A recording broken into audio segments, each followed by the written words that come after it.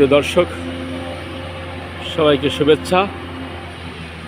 আমি এখন আছি খনিয়ার বাজার সংলগ্ন গ্রামটার নাম কি, এটা ভদ্রদিয়া এলাকায়। আপনারা দেখছেন এখানে যে খনিয়ার যে হরিনদী খননের কাজ চলছে।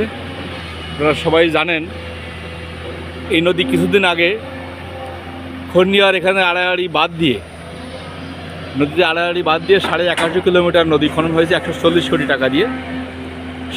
সেনাবাহিনীর তত্ত্বাবধানে নদী খনন হয়। এই নদী খনন হওয়ার ফলে নদীতে বাঁধ দেওয়ার ফলে আজকের এই ভাটি অঞ্চলের প্রায় 7-8 কিলোমিটার নদী কিন্তু একেবারেই ভরাট হয়ে গেছে।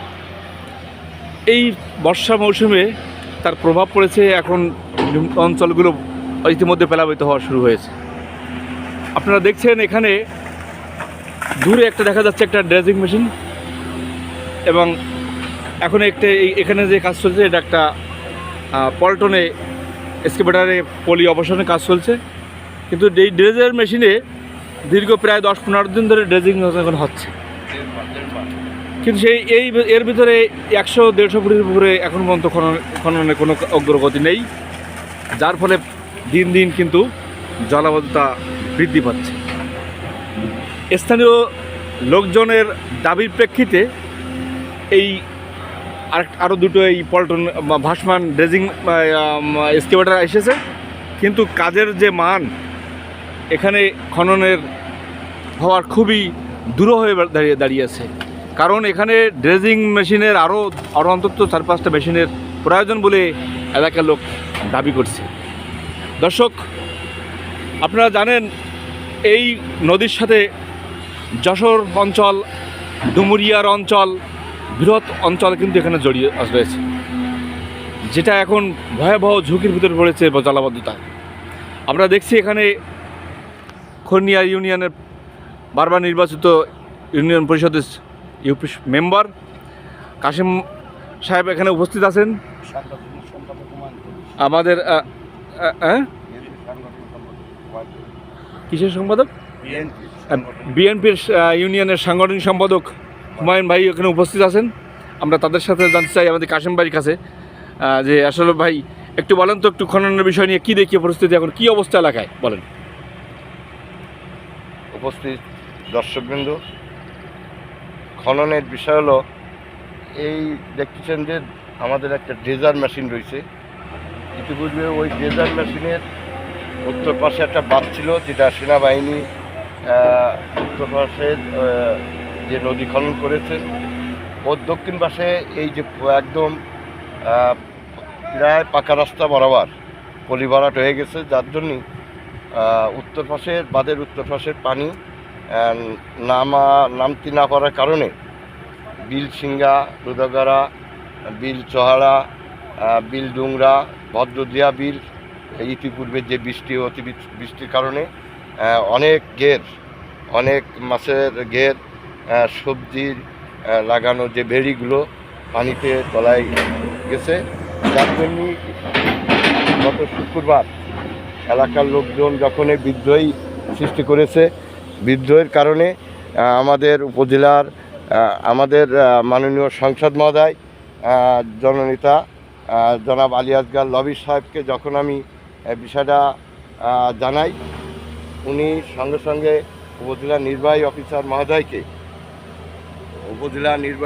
মহোদয়কে জানালে উপজেলা নির্বাহী অফিসার আমাদের সবিতা স্যার এখানে উপস্থিত হয়েছিলেন, এবং এখানে দায়িত্বরত সেনাবাহিনীর যে অফিসার আবু তাহের সাহেবও উপস্থিত ছিলেন। জনগণের প্রতিবাদের মুখে আজকে রবিবার একটা এক্সকেভেটর পাশাপাশি 2টা এক্সকেভেটর দিয়ে এই পলি অপসারণ কাজ শুরু করেছে, কিন্তু এতে ভালো কোনো কিছু আশা করা যাচ্ছে না। কারণ 5 থেকে 6 কিলোমিটার এই একদম পলি ভরাট হয়ে গিয়েছে। এতে আমাদের যদি আজ দু এক দিনের ভিতরে যদি বৃষ্টি হয়, তাহলে বিলসিঙ্গা, ডুংরার বিল, খৈনার বিল, বদ্রদেয়ার বিল একদম প্লাবিত হয়ে যাবে। তাতে কৃষকের শ কোটি টাকার মাছ সবজি নষ্ট হবে এবং কৃষক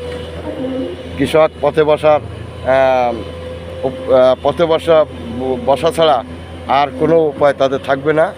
আমি দৃষ্টি আকর্ষণ করছি প্রশাসন সহ আমাদের যারা এই সেনাবাহিনীর দায়িত্বরত যিনারা আছেন। না ভাই, কাসেম ভাই, মানে আপনি যখন গতকালকে যখন এই যে আপনারা যে এলাকাবাসী যে আন্দোলন করতেছিলেন, সেক্ষেত্রে সেখানে তো ওই উপজেলা প্রশাসন, সেনাবাহিনীর লোককেও দেখলাম, আসলে তারা কি আশ্বাস দিয়েছিল?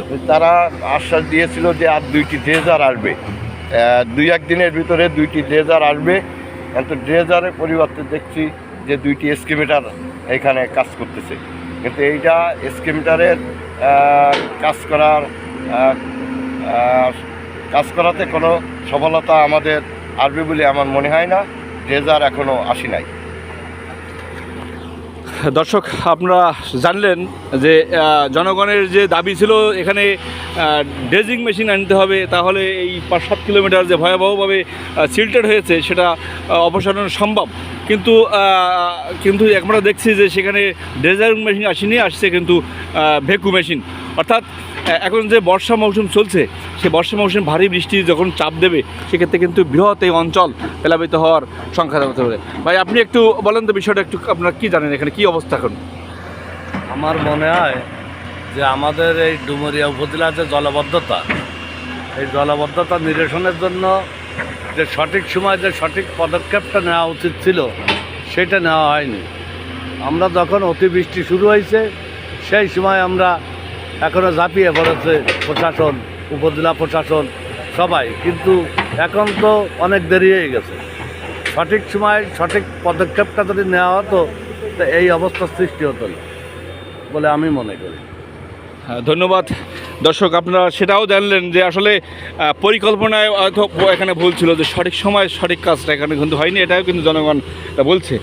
আসলে নদীটা যখন খনন হলো, নদী খনন হওয়ার পরে জরভাটা, মূলত মূল নদী জরভাটার নদীটা বাদ দেওয়ার কারণেই কিন্তু আজকে এই ঘটনা হলো। যদি বাদ না দিয়ে পলি যেভাবে ড্রেজিং হচ্ছিল, এই এইভাবে তো ড্রেজিংটা হতো, বা ভিতরে মেশিন দিয়ে, আরও ছোটো মেশিন দিয়ে ড্রেজিং করা হতো, তাহলে কিন্তু আজকে এত বড় বিপদের মুখে পড়তে হতো না। ধন্যবাদ সবাইকে আপনারা দেখার জন্য।